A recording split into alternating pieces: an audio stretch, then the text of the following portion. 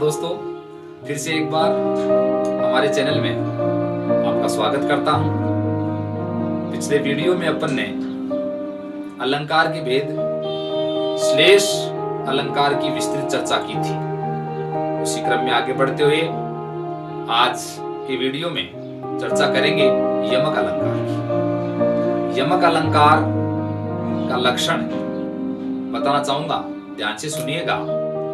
एक शब्द free free जहां परे अनेकन बार, ध्यान दीजिएगा मेरी बात पे। एक शब्द जहां फिरी फिरी परे अनेकन बार, अर्थ और ही और हो, सो यम का अलंकार। ये यमक अलंकार का लक्षण है। ये कह रहा है कि जहां कोई शब्द या शब्दांश, जहां कोई शब्द या शब्दांश बार बार आए, अर्थात शब्द या शब्दांश की आवृत्ति हो और प्रत्येक जगह है उसका अर्थ भिन्न भिन्न हो, वहां यमक अलंकार होता है। उदाहरण के माध्यम से समझाना चाहूंगा। सारंग ले सारंग उड़्यो, सारंग पूग्यो आए, जे सारंग सारंग कहे, मुख को सारंग जाए। ध्यान दीजिएगा मेरे उदाहरण पे। सारंग ले सारंग उड़्यो, सारंग पूग्यो आय, जे सारंग सारंग कहे, मुख को सारंग जाए। यहां सारंग शब्द की आवृत्ति हुई है और तीनों जगह है सारंग शब्द का अलग अलग ही अर्थ ग्रहण किया जा रहा है। प्रथम सारंग शब्द का अर्थ है सर्प या सांप, द्वितीय सारंग शब्द का अर्थ है मोर और तृतीय सारंग शब्द का अर्थ है बादल। इसलिए यहाँ यमक अलंकार हुआ है। दूसरा उदाहरण प्रस्तुत करना चाहूंगा। कनक कनकते सोगुनी, मादकता अधिकाय। कनक कनकते सोगुनी, मादकता अधिकाय, वा खाए बोराय जग या पाए बोराय। यहाँ कनक शब्द की आवृत्ति हुई है। दोनों जगह है कनक शब्द के अलग अलग अर्थ ग्रहण किए जा रहे हैं। प्रथम कनक शब्द का अर्थ है धतूरा और दूसरे कनक शब्द का अर्थ ग्रहण किया जाएगा सोना। इसलिए यहाँ यमक अलंकार हुआ है। बारी आती है यमक अलंकार के भेदों की।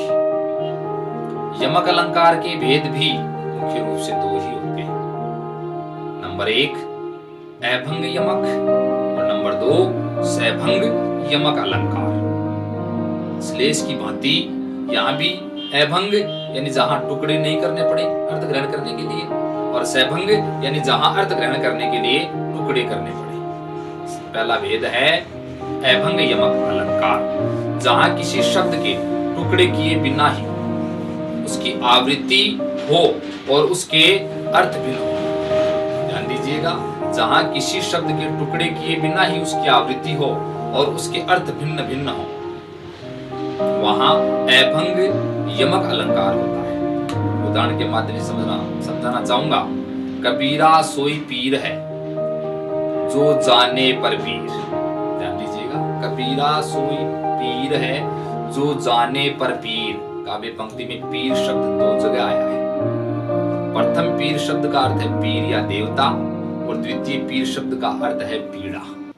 इसलिए यहाँ अपने को अलग अलग संदर्भों में अलग अलग अर्थ प्राप्त करने के लिए, अर्थात शब्द की आवृत्ति हुई है, दोनों जगह अलग अलग अर्थ ग्रहण करने के लिए इसके किसी प्रकार के कोई टुकड़े नहीं करने पड़ रहे हैं। इसलिए यहाँ अभंग यमक अलंकार है। इस उदाहरण के अतिरिक्त एक दो उदाहरण आपको स्क्रीन पर और देखने को मिलेंगे।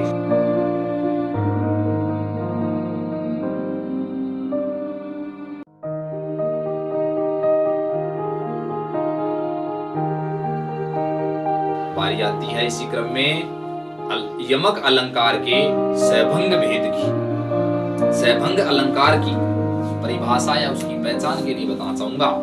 जब किसी शब्द के टुकड़े करने पर ही, ध्यान दीजिएगा, जब किसी शब्द के टुकड़े करने पर ही उसकी आवृत्ति का एहसास हो और उसके भिन्न भिन्न अर्थ ग्रहण हो, वहां सैभंग यमक अलंकार होता है।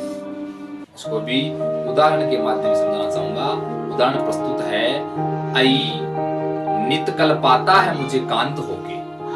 ध्यान दीजिए, आई नित कल पाता है मुझे कांत होके, जिस बिन कल पाता नहीं प्राण मेरा। यहां कल्पाता शब्द में सैभंग यमक अलंकार है। प्रथम चरण में कल्पाता शब्द जो कि बिना किसी टुकड़े किए अर्थ प्रदान करता है, पीड़ित करना। लेकिन द्वितीय चरण में कल्पाता शब्द के टुकड़े करके आए कल और पाता अलग अलग। इन दोनों शब्दों का अर्थ होगा चैन पाना, इसलिए यहां सैभंग यमक अलंकार हुआ है। धन्यवाद। अगले वीडियो तक बने रहे हमारे चैनल